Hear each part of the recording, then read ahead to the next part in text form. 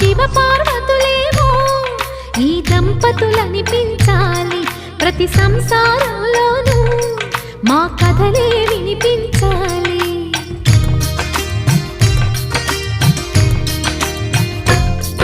ఆ సిరిని శ్రీహరిని మా జతలో చూపించాలి, శ్రీకాంతుల కొలువంటే మా కాపురం అనిపించాలి. మా ముంగిలిలోన పున్నమి పూల వెన్నెల విరియాలి, మా చక్కని జంట చుక్కల తోట పరిపాలించాలి.